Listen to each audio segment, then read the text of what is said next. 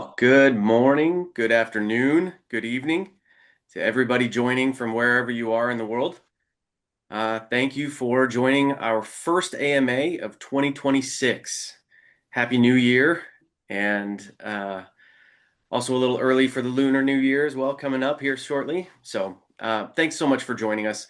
We are the founders of Kula, and Kula is, if you're not familiar with who we are an impact investment vehicle where we attach real world assets to our token. And instead of fractionalizing these ownership and the assets, we actually fractionalize the governance around them. That's one key important factor that separates us.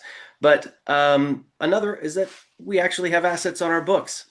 That's fun to say as a real world asset token that we actually are capitalizing projects. We are making investments around the world, and we are building our diversified portfolio of assets, which we back the value of our token with. So along the way, we love to make impact and positive impact to the communities that are surrounded by or affected by the assets in which we invest. So it's a little bit about Kula and who we are. We've been live and launched since April of 2025, and we are quite proud of how far we've come. These AMAs are just a way for us to update our community and our followers with what we've done in 2025 and what we are looking forward to here in Q1 of 2026. So with that being said, this is an AMA, which stands for Ask Me Anything. In this case, it's an Ask Us Anything. So as this AMA goes along, please insert your questions into the Q&A box. So when we're done with our updates, we can answer those in order. So thank you. I'll go ahead and pass it off to Sam, who will give us our first updates. Thank you, Micah. Yeah, Happy New Year, everyone. Looking back in 2025, so many exciting things happened. Just remember our TGE was April of April 15th, 2025, and just seems so long ago, just because there are so many milestones that we've achieved since. And most recently, of course, one of the biggest was the fact that we got listed on Kraken, which is super selective of the tokens that they list. You can just tell by the number of tokens they hold on their platform. And now we're open to American investors directly via Kraken on the token form. So this is fantastic news. And looking into 2026, Kula is going to be all around the globe, just like we have been. Mainly in the Web3 space, we will be attending Token 2049 and Consensus, the two of the biggest events in the Web3 space. And because we're really a Web 2.5 organization, we're also in the traditional space, so such as traditional finance. I've actually attended one in Singapore, I think last year, really on a lot of fund managers there in that space, and then ESG component there. And we'll also be attending impact investment industry conferences, family office gatherings. So it's like really how the whole year planned out. I think excited to share in the impact investment industry space. Kula is leading the way in writing an industry paper. It's really a way to kind of not really to say, oh, look, we're setting an example or anything, but really contribute what we can to push the industry forward and be inclusive in inviting others joining our perhaps working groups or in this effort of having a decentralized manner to do impact investment and to record all the impact that we're having on chain. So these are a few things I can think about. Love to pass it on to Chris to move on to the next segment. Thanks, Sam. Yeah, so 2025 was a really big year for Kula, and I think after 3 or 4 years of development and work to get to the moment in April when we could launch the token formally it was just a great day. I'm never going to forget those last 15 or so seconds being together with the team, counting down to that moment of launch. But one of the things, obviously one of the things that we were we were excited about was not just launching the token, but launching the governance application that sits behind the token and what we're actually about. And whilst it was really sad on the day not to have both of them launched at the same time, we realized if we do both at the same time, it's going to detract. We wanted to have a really solid launch on the token without any potential issues or glitches with the app that we were launching for the governance side of the project to kind of cloud that successful kind of moment. So we went through July. We got the regulatory approvals and all of that in place from Mauritius, which was also a really wonderful thing that happened through the summer, as we also kind of went to a second exchange with Bing X. But then we were working towards October 15th to get the app out, and our dev team did really almost a rebuild of the initial kind of first product that we had as a proof of concept. And really it was like important to us, okay, have a date on the calendar, make sure that we're doing it within the first 6 months and get the governance application ready and out. So we started off being called Kula DAO, and over time we realized, okay, we need to be just called Kula because the DAO component, we believe in years to come, decentralized autonomous organization will become more and more normal. So rather than being Kula DAO, we kind of rebranded around Kula.com as well in that spring period of time. But the app is essentially doing that decentralized autonomous organization. So if you own Kula tokens, you can now go onto our app. So you can go to our website, click on the app um, page, and then you can now download and you can be part of the governance of Kula's direction. So what that means is you hold tokens, you can make proposals, you can be part of shaping what Kula may think about investing in, what direction it may go in next with its impact investments. And as the team is taking those suggestions and doing the due diligence and presenting them back to the community, you get to be part then of governing what types of assets we may invest into or not, or what types of directions we go as a business. And that's really a unique component of our project that sits kind of in a place in the market that's different, that differentiates us to other projects that may look like Cooler, even in the Web2 world in a private equity sense. Now you can be really close to the actual investments that the business that you're kind of participating in. You can be really close to those investments in a fresh and new way. And so well, that's launched now, and we've been through the first few rounds of governance. We've been trialing it, and we've been passing through legislation and governance documentation that solidifies the foundation of Kula. As we move forward now, and you'll start to get to see this opportunities coming up for Kula to invest in.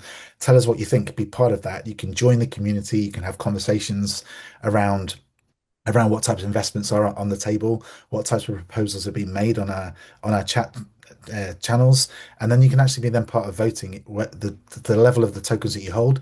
You get a say in what happens next with Cooler, and that makes you really close to the investments that you've made. Unlike normal traditional kind of vehicles where you may not know exactly what assets the project or business is invested into, you get line of sight immediately. So one of the things that we're now working on in 2026 is the impact metrics side of that equation. So we launched the app. It was a really great moment to see the constitution get passed. But then following on from that, fairly soon afterwards, we made an investment into a project in Kenya called Enzi Mobility. Again, you can get all the information about that project on our website, but it's a electric mobility company for motorbikes in Kenya. And these guys, they're riding their bikes, and for by using an electric bike, they're saving about $1 a day in lost fees on gas because they're using electricity, and that makes over the year actually it's actually more like $2 or $3 a day. Over the year, that's about $1,000 that they save by using electric motorbikes. So it's really good for them, really good for the economy, really good for the environment in terms of the impact that's having. But there's about 3 million of these guys that are driving around just Kenya alone, let alone East Africa, which really goes to big scale. So we invest in that because we thought this is a really great first starting business out the back after launch to make an investment into. And what was really fantastic after that was we were able to launch the first version of that app with the motorbike drivers. Many times we've been presenting Cooler to various different investors or conferences, and one of the things that people say is, well, how are people in the local communities actually engaged? Do they have mobile phones? Are they able to engage that way? And it was really fun on the very first presentation of our app to those few drivers that did the proof of concept. I said, so do you guys know about crypto? And they all opened up their wallets, their Binance wallets, and said, yeah, we know crypto. And so immediately the the gap, the assumed gap that we often talk about or address in those conversations just wasn't there. And over the next couple of hours, we onboarded these motorbike drivers to their own app, their own NZ app based on the Kula structure. And the next morning, to my surprise, an actual happiness in every way after 3 or 4 years hard work of getting to this moment, they started making their own proposals without being pushed or encouraged by anyone else. And they've come out with some wonderful things. And actually just yesterday the latest proposal went out by these drivers on their apps. They're using it and they're utilizing it, and they're starting to shape what the business that they're a part of can look like, and they're starting to become genuine stakeholders. And so that really is personally, I know for the team it's a joy, but personally it's a joy because that's the very why that we started this thing. How do we give people a voice to really participate in the assets that they're a part of, that they're around, that they can be involved with, and actually then share on the economic upside? And that process is now starting to demonstrate some proof. So as we roll this out now to 2026, we'll be incorporating the impact metrics. If you get onto the app, you're going to start seeing financial metrics of how the projects are doing, impact metrics of what they're achieving in terms of their environmental impact, their social impact, and how they're using the governance app. You'll get that data start coming through into the app that you'll be able to see on a almost real-time basis. And because again, we're using blockchain, that stamps to the chain, it's verified, it's provable, and it's one of the most innovative and freshest products on the market in terms of impact investment that we believe we're starting to position out. So we're very, very excited about the future. And I think for me, that's been one of the launch was fantastic, and getting the token finally out the door was just a brilliant moment. But seeing the governance roll out this last few months has been fantastic, and yeah, just one of the highlights of 2025, and really excited for what follows now in 2026. So that's my update. I'm passing over to you now, Micah, for what you've been working on and what you're going to share today. Sure. Yeah, it is quite amazing. All the different ways that Kula is pioneering the space and really just trailblazing, honestly.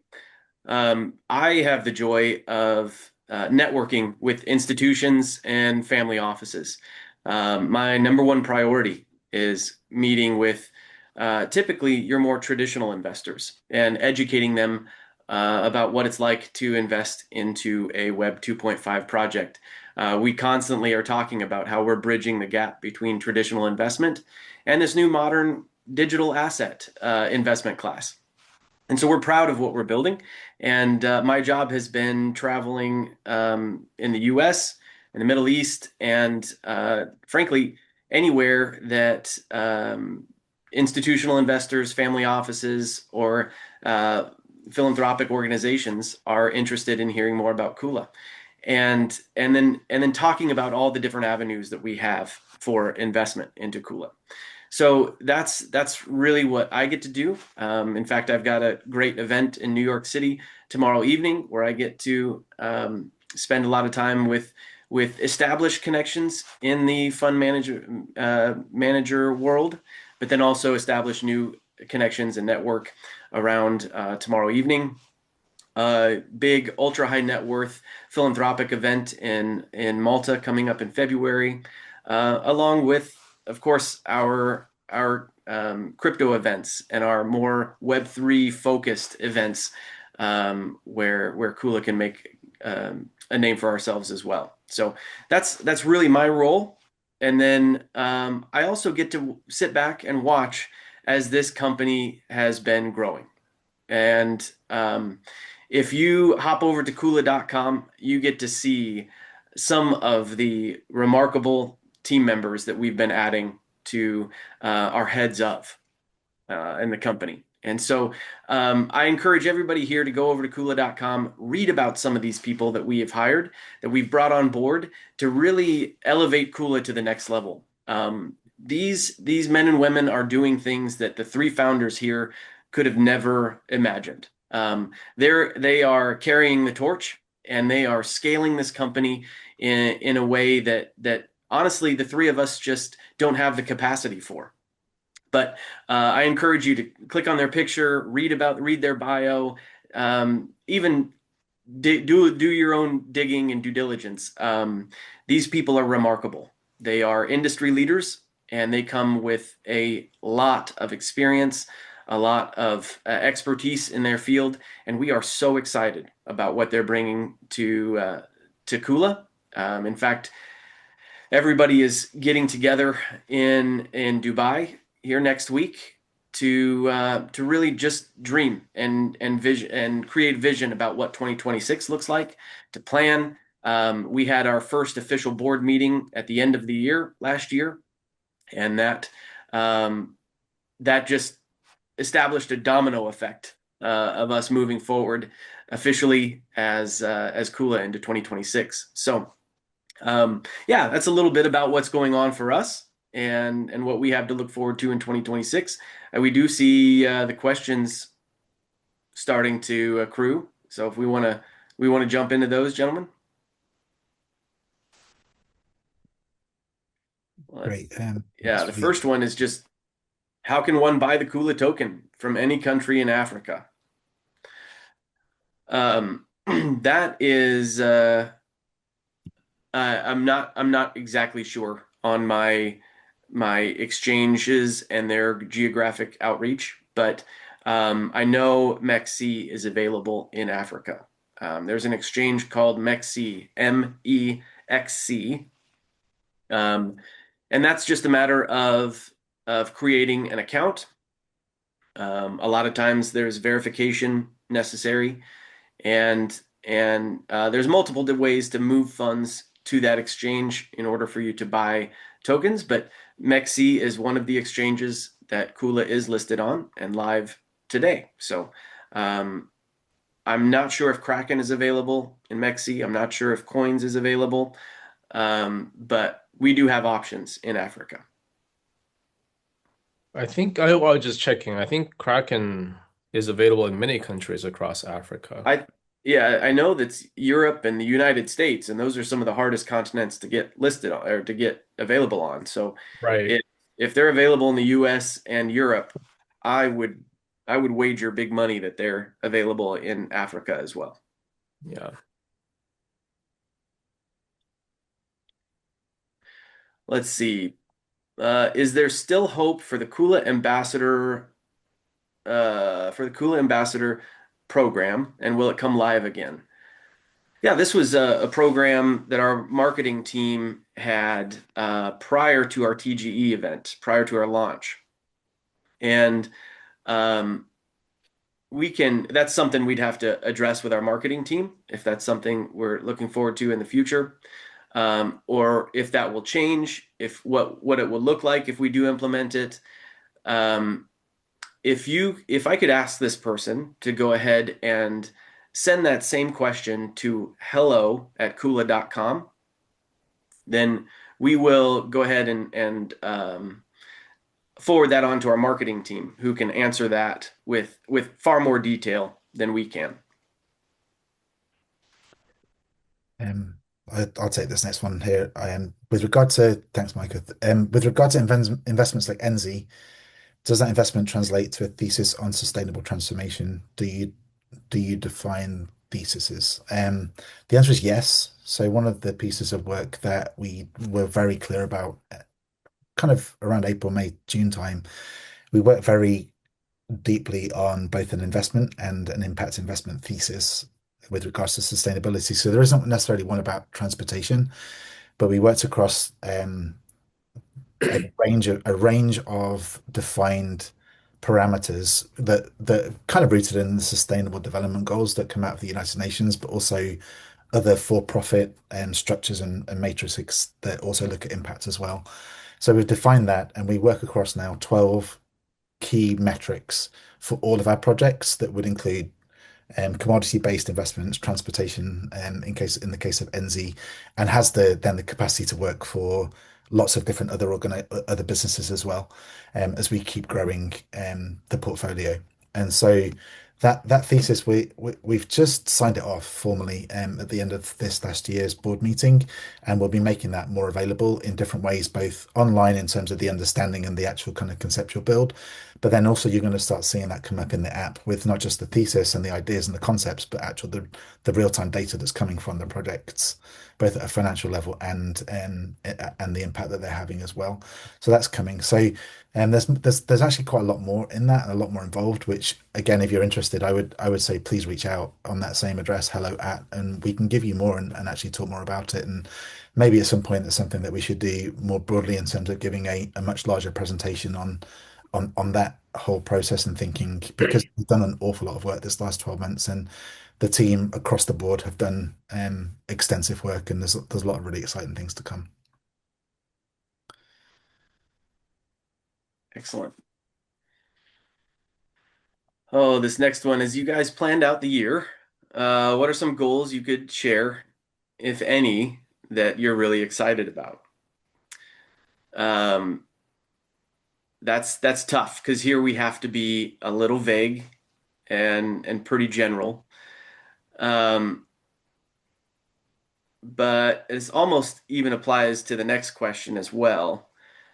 Um, really, when we launched this thing, obviously token sales are a way to fundraise for us in order to capitalize and pursue more investments. And the one thing that when we built this thing 5 years ago, I was not ready for was the amount of time that it takes, the due diligence that it takes, the negotiating time to move seven figures. And obviously, it's wise on our part to take our time, to be patient, um, to make sure contracts are are airtight and all of that. And so when we are approached by a potential investment, there is what did it take us, gentlemen? 6 or 7 months? Oh, 6, 7. Did I really do that on an AMA? Um, it took us we'll say 7 months, I think, to capitalize NZ from launch date. And that's just the amount of time it took to actually go out there physically, meet with them, understand the business model, negotiate what investment looks like versus how that affects the cap table. All of those details before that first check is written is is something that we've learned is a lot longer process, and wisely so, because we are dealing with investors' money. And so we have to be wise with how we spend every penny um, that we invest. So so even going into this, then I can touch on this next question here, but the time that it's taken to gain traction, to get momentum after launch is really just a lot of that is the due diligence and the scaling of our company, hiring the right people. We can only take on so much capacity with the staff that we had in April of 2025. Now, with the staff that we have in 2026, our capacity has increased exponentially. So, all of those things go to some of the goals, obviously, to capitalize more projects. That's one of the biggest goals that we have for 2026. In that, we're also scaling our company and really establishing our corporate structure. Um, let's see, other goals would be more tier one exchanges. We're in those conversations as we speak with more tier ones. We're obviously, along with tier ones, increasing the different avenues of investment and different opportunities that are made for people that maybe aren't necessarily used to exchanges. So we are paving the way in multiple different aspects, and trying to offer as many different avenues for investment as we can. So those are some of the goals that come to mind for 2026 for me. Gentlemen, if you want to add to that, you're more than welcome to. I'd like to add a couple of things, kind of along the information that Chris has shared on the impact measure metrics. So out of the 12, like we could look at a lot of these ESG components, some of which could be measured quantitatively, some of which has to be measured qualitatively. So I'm really glad like we started off as a DAO. So that way the qualitative data could be measured via DAO structure and the quantitative data could be measured via IoT. So that is something I'm like super excited about, like implementation of that and how do we do it in a real way. There are a lot of papers published that people talk about it in conferences, but nobody, it doesn't seem like there's real like implementation of it. I think part of it is really hard, right? So I'm, I guess the secret hope of mine is by maybe, this time 2027, we could look back and say, oh, we've done something like this, and here's a dashboard, that we have, and everything's recorded on chain, and you can actually see across the board like different regional DAOs and measures of such. Obviously, it wouldn't be the same, right? If you invest in the electric bike company, and here's like this other thing, and like some kind of mining is this thing, or water, something like we've done before, it'll look very different out across these 12 metrics. But no matter what it might look like, each and every one of these measures could be backed by data that is somewhat automated or with human, in the loop in the DAO structure. So that is something I'm excited about. And of course, from business, it's really like money in, money out, right? So like Micah mentioned, more avenues for money to come in, you know? But then on the capital deployment side is having the entire thesis and the processes implemented, considering, diversification across geographic regions, across different industries, um, and continue to look at what does impact investment really mean in the real world. So a couple of things here from me, I guess, 2026. Yeah, and I think for me, like I want to be quick because there's lots more questions, but I think the team in different trips have been in Kenya maybe 7 or 8 times this year, since launch. And that's really deliberate in a very slow build of some really exciting opportunities that are coming in 2026. And in many ways it's like watch this space, but I'm so excited about landing some of those this next period of time. And again, I think what Micah said is so true. We've learned the hard way in the last 4 years for sure. And this last year has been like, oh, okay, to actually give away capital in a very conscientious and and and thoughtful and reflective and actually a correct way takes time as Michael said, so it should. It's investor money, and we want to make sure we're making really strong bets and really making sure we're focusing on the right projects at the right time, the right way. And I think yeah, there are some really great things coming in this next 6 and 12 months that I'm really excited about when we can say, hey, we've done this and this is what's happened this last period of time. But again, it takes time and it's been very deliberate and very very slow but necessary. And I honestly I'm really excited about landing some of those projects in this next period of time here. Excellent. Yeah, the next question is a long one. Um, Basically, I'll summarize it here. That this update is mainly focused on investment, trading, and governance updates. And they're asking about transparent financial and business updates. When are these going to take place? That we expected them in 2025, and now it sounds like they're being pushed back to 2026. Yeah, that's probably true. Again, if everything happened to my timeline, boy, this thing would have been launched 3 years ago, and we'd be the number three token on the list behind Bitcoin and Ethereum. But honestly, what it comes down to is kind of corporate structure. We were working on entities. We were still waiting on licenses, our license even after launch. And that got formalized in the summer. Our the beginning of our board got formalized in the summer of 2025, and we had our first official board meeting in just at the end of last year.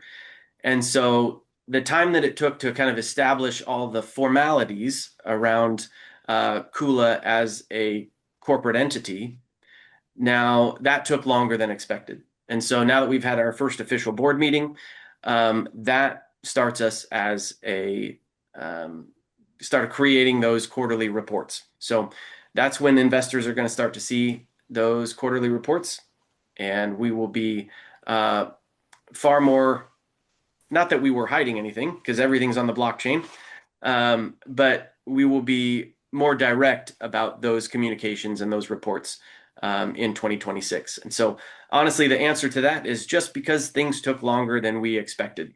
That's what happened in 2025. Even though we were building and we were still capitalizing projects, there was still a lot of the formalization process that had to take place before we could report to investors. So that's really what to expect moving forward in 2026.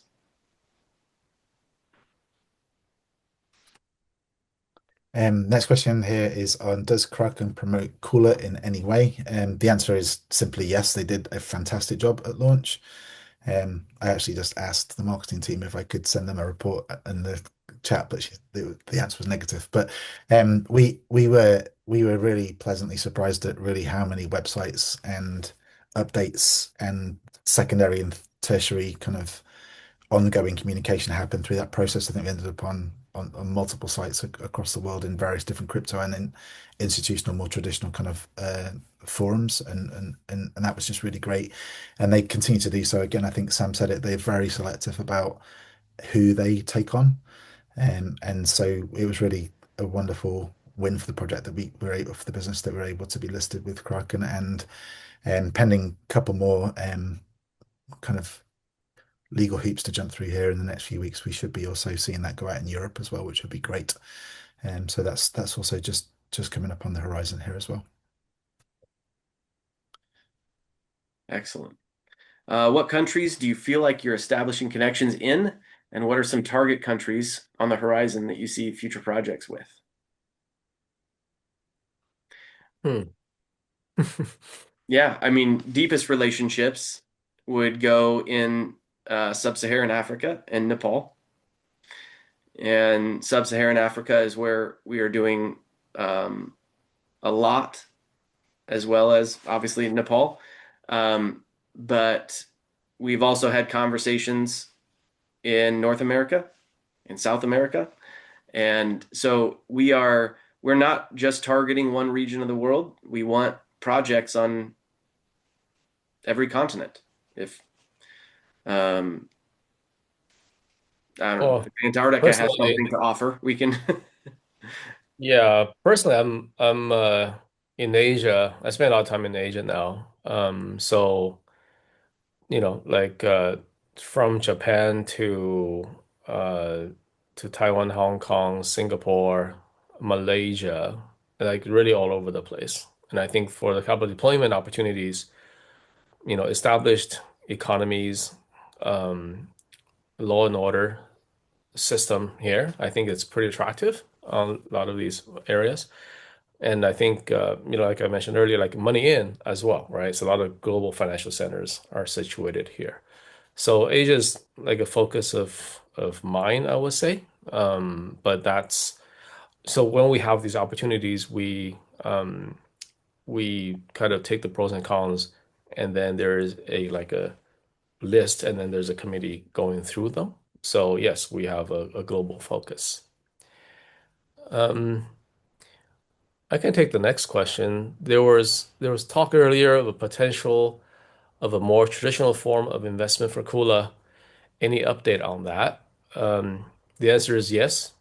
There's a huge update on that, except we cannot talk about it on AMA. So please send us an email. Well, let me say, let's use hello at first, and then we can direct individual inquiries further.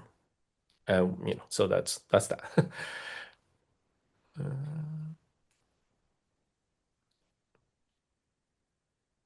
Now, by Yeah, the way, like the reason we have to say it that way is really under regulation and law. It's not because we're trying to be all right. Yeah, mysterious and stuff.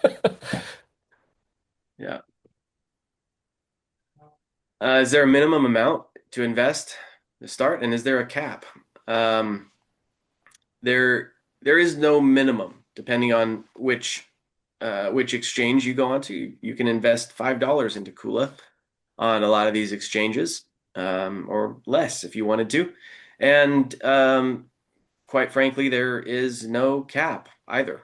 Um, we will we can talk about larger investments. There are benefits to investing seven figures or more, and again, we can have those one-on-one conversations if there are investors looking to invest a lot larger sum.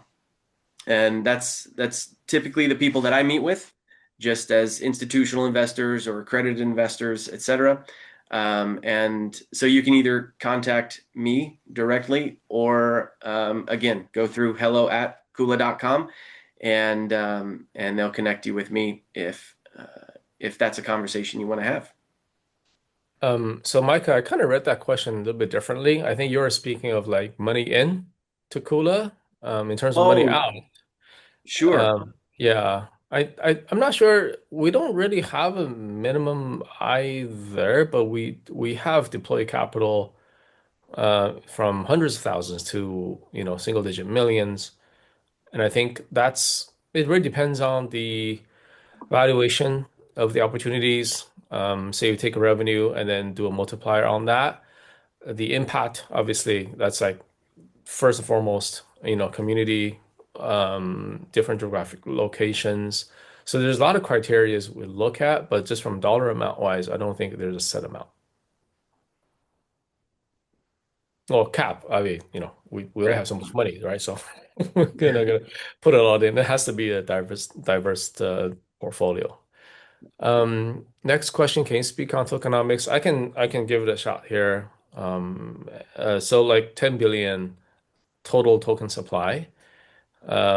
We have like since TGE is really like we really haven't went all out in like selling like every token we have, right? So we're reserving a bunch of them for future like token sales just to raise money for like other regional DAOs.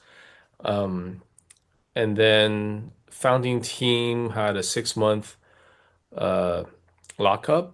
Founders 1 year lockup. And then will be quarterly vestings after. Um, I'm going to jump in on this next, well, actually the second of the next one, but how do you manage deal flow on deployment? I think is a great question. The one of the key developments that we've built in this last 6 months is a fully how to say professional and experienced and qualified investment management team. And so they've been building from the foundations that we had. I think there's like now a 50 metric kind of DD process managing deal flow out. So how do we deploy money efficiently to a competitive so money's not idle, so it's getting generating maximum returns, those types of questions against other things such as country risk analysis, founding team analysis, financial capacity management. There's numerous metrics that they're really pressing through, and then also site visits. So we've also got people that are joining the team that are going to be doing more of that work too, to make sure that you can go through all of those metrics and those kind of paper-based kind of gathering information for DD, but also just looking at the eye and meeting the team face to face, I think is critical to that process.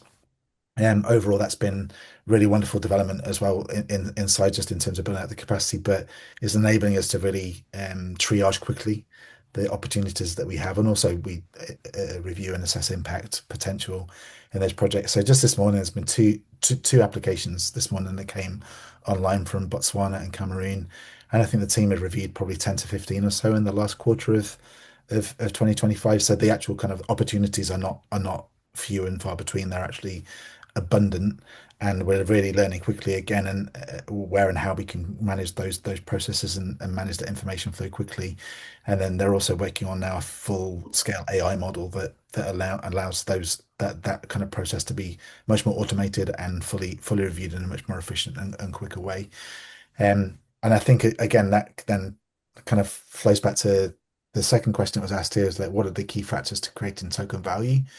And I think that is actually one of the key components of how token value is created, because as we keep investing in solid projects that have an underlying asset value that in our tokenomics model, as Sam was just talking about, should theoretically feed back to Treasury and floor price and the overall value of what the Treasury um, sits at, and then how it affects the actual kind of value of the token that we have. So we're tokenizing those assets on books and allowing then that to kind of speak to the floor price of the projects that we have. So that kind of addresses that question. Then the next question kind of falls in line with that same subject. When making investments, the community member says, I assume you're following a traditional fund structure where Kula makes the investment decisions. It seems your unique feature is the post-involvement governance. My question is whether we ever plan to allow investors to participate in the investment decisions via token voting, etc. And the answer to that is yes, we do. Um, Investors are going to be a part of whether or not assets are added to our portfolio. And this is just, Chris, I should probably let Chris and Sam expand on this, but NZ occurred prior to the decision making took place prior to the launch of our governance app. And so that's why NZ went through without a community vote. But that was something that we had to move on as a board earlier than the governance app launch. But in the future, basically, when opportunities come knocking on our door seeking investment, it will go through that platform that Chris was just talking about, eventually be an AI based model that assists our investment matrix for making the due diligence process more efficient. Once our investment committee or guild vets a project, it will be submitted onto the governance app. And that's where investors and token holders get to vote and decide whether or not it's going to be a potential positive investment to add to our portfolio. So, yeah, we will involve token holders at many different levels. And that's one exciting aspect to Kula.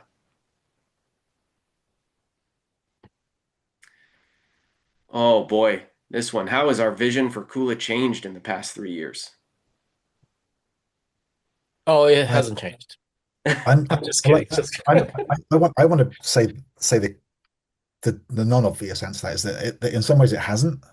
I think Mm, so much of the context has changed, but we started out with an aspiration to give local communities a voice and share the upside of the assets they live on or around.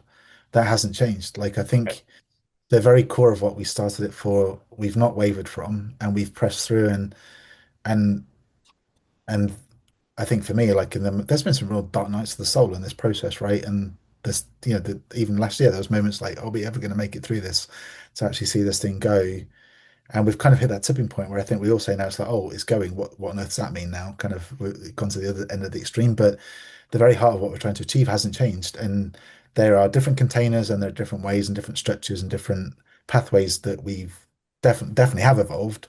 But and I'm speaking very personally, for me that vision hasn't changed. And that's why, sitting with five guys at the back of a compound in Nairobi, helping them use the app to make decisions and vote on what life's going to look like for them in the business that they're a part of, was one of the most rewarding moments, and kind of answers this next question of like, that's the greatest impact I've seen.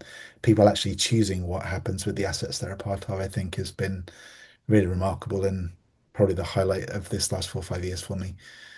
So that's my answer. I I think don't like want to I don't maybe want to take away it's any of more. that. Yeah, I think it's maybe over the past few years, maybe it's just has been more clearly expressed, articulated, like what we wanted to do. But you're right. I think the heart of the project really hasn't changed. It's just one is like how do we communicate what we want to do to the world so the world will understand it, right? And it helps us to understand what we're doing.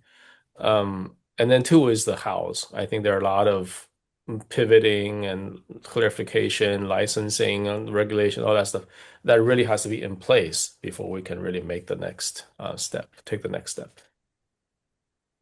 Yeah, and I mean for me, it's just the scale that's changed. I never Yeah. imagined Kula would be operating at this scale. And the size of projects that we're talking about, negotiating on, the countries that we're in, the people we're meeting. Um, it's incredible the just the industry leaders, even in the crypto world, that we're meeting. And um, yeah, it's been an incredible journey. I'll say that over and over and over. But I think I've had to change my vision for Kula to adjust for the scope and the rate at which it's growing.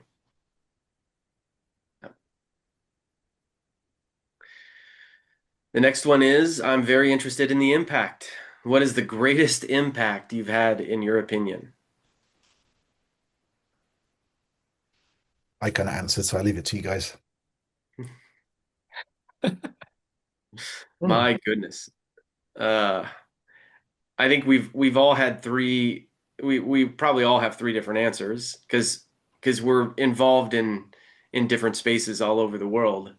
Um, but I think of going to Sum Valley in Nepal, this little remote village where we have a water license, a hydro license, right outside of their village on a river, and just speaking to the people and how excited they are for investment, how excited they are, um, just to be a part of the project, things like that. I mean, we've helped find water for people in a couple different areas in Africa, and those are just fun times. It's the times where you actually we're face to face with the community members. I think that I have the most memorable, um, the greatest moments of interacting with the people that we have had or will have impact on.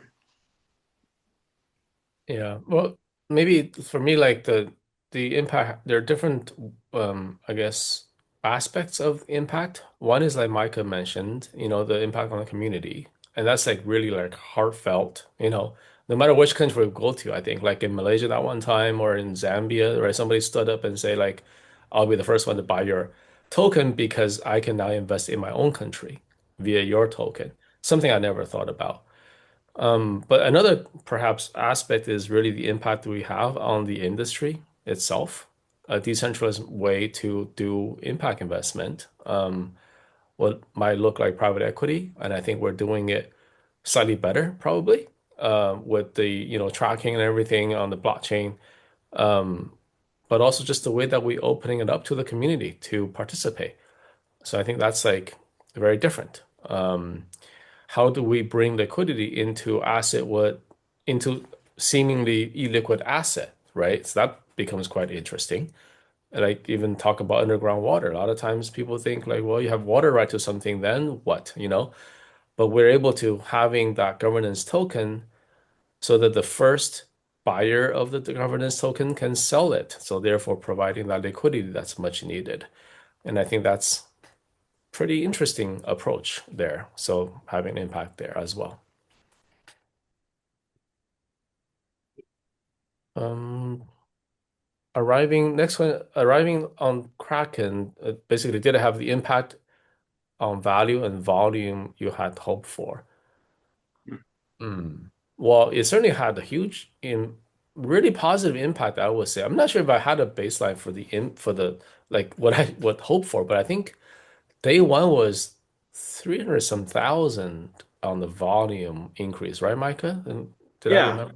yeah, I get this question just because I'm kind of the Mm. first line for investors. This is the question I get Oh. almost a daily basis since Kraken has launched. And um, of course, you've got these delusions of, oh man, $10 million of volume daily, boom, it's going to happen. It just doesn't happen that way, right? I mean, we're a new project. The problem is also that when you list on Kraken, um, you have to pick a category that your token falls into. And really, the only one that was relevant to us was RWA, real world asset tokens. And while we are a real world asset token, um, there's almost this market saturation of RWA tokens right now. And um, we still have to, and we are separating ourselves from all the other RWA tokens. Um, we see once Kraken announced an RWA token, Kula, launching on their platform, you could start to see the comments of like, oh, another RWA token. And our marketing team was on it, commenting, yep, sure, go ahead. And I think one comment was even, all right, another RWA token. Let's see what assets they're bringing to the table. And our marketing team was on it because they commented straight away, yeah, go ahead, look at our website, check out the assets that we have on board. So it's we're still working to separate ourselves from the other RWA tokens. We're separating ourselves from fractionalized ownership to fractionalized governance. We are separating ourselves in all of the different ways that we do things differently and honestly correctly. Um, so we've got a little bit of a road to differentiate ourselves from other RWA tokens, but every time we list on another exchange, it does increase the volume. It increases the volume, period. And it's interesting to us that I mean, even unaffiliated with Kula, there has been a liquidity pool set up and a decentralized exchange started for the Kula token. So, I mean, if anybody out there has a couple $100,000, you can do the same. But there's all kinds of interest in the Kula token within our community right now that people are setting up liquidity pools and selling on a decentralized exchange.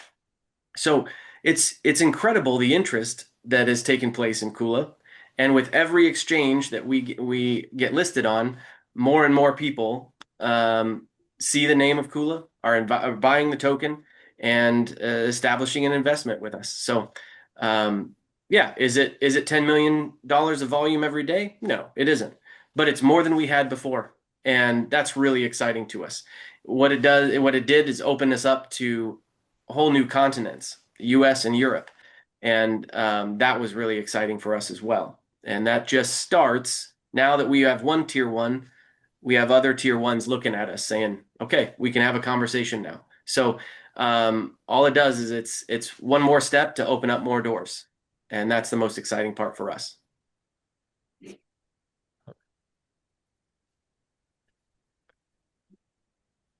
And next question. I remember before the original launch, you had hoped to launch at the end of first quarter of the year, but because of seasonal investment, particularly in Asia, we made a, I guess we made some adjustments because Lunar New Year. Um, do you still have that seasonal projection on value and volume? That's interesting. I don't think we we did analysis on the Lunar New Year effect on our price. No, I don't think that particular seasonality is a huge concern now. Perhaps the season turning into a little bit longer duration, like the crypto winter type of thing, the talk on BTC type of stuff. I think that might be a little bit becoming more of a season, but that's the seasonality for every, like token project, right? So it's not just particular to us. Next small question is, and does that seasonality affect the ability to make an investment in new project? I Um, think we have a pipeline, right, of new projects. So no, it doesn't really. well, yeah, I mean, Asia pipeline might slow down just because nobody's working during the Lunar New Year. So we Right. probably not get any new requests for investment during that those 30 days of celebration or so. But that doesn't mean we won't continue in Africa and Europe and North America. So Let me jump in and take this. Oh, I thought it was gonna be the last question, but another one popped in. So could you talk to the January 15th linear token unlock? Yes, I would encourage you to go to our website, download the white paper, look at Schedule C, which gives the full tokenomics and the token unlock process.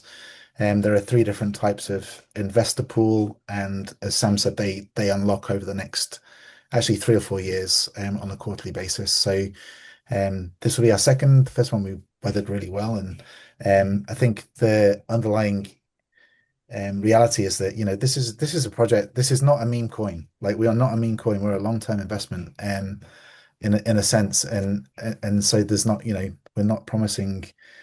This project does not promise riches or returns. It's a governance token that if you stay for the long term, you'll see the upside and the benefits of that. But the overall process is slow, and quality and excellence is kind of what underpins at a values level of what we're trying to go for here. And so I think that was only shown in October when we had our first vesting. It was a very minimal bump down, and people are sticking in because they believe in the fundamentals of what we're building, and that's really what we're about. And so yeah, the full tokenomics are there for you to download and look at, but the long term prognosis of course is just long and slow, and yeah, the quality and excellence is kind of what underpins it all.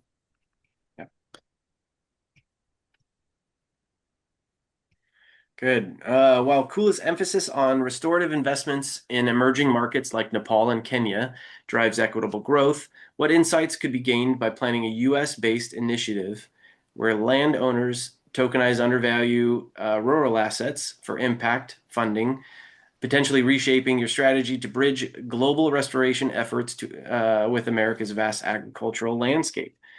My goodness, it sounds like we need to have a conversation with this person.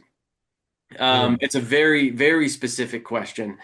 I'm going to take the answer a little bit more general, and to say there's nothing tying us only to Asia, Southwest Asia, Sub-Saharan Africa. We look to expand to every continent. We want to have investments on every continent. We want to have a diversified portfolio. We have agricultural land in Zambia. Currently, and we would love to talk about what even that specific idea would look like as far as partnering with Kula and what we could do together. So I think Chris is responding to you via text, just to maybe let's set up a conversation and dream a little bit about what that could potentially look like.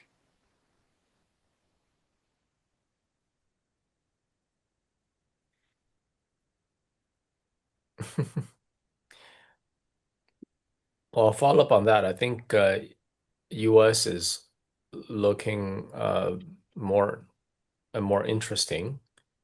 I think there are more projects popping up on our radar in America. And then the regulatory space has changed, and I think there's a definitive possibility. Yeah, it's true. It's true. Yeah, wow, that was a good one to end on. Um, and it's perfect timing too. Well done, everybody. Thanks for all the great questions. We will be doing this AMA on a quarterly basis. So in 3 more months, you'll see these three faces again. And every once in a while, we'll probably bring on somebody else from the team, and give opportunities for different guilds and departments to speak as to what they're doing. But until then, we will release the date probably in the next month or two about when the next AMA will be. So thanks again for joining us, and thanks again for being part of the Kula community. We appreciate you all. Thank you guys. Bye bye.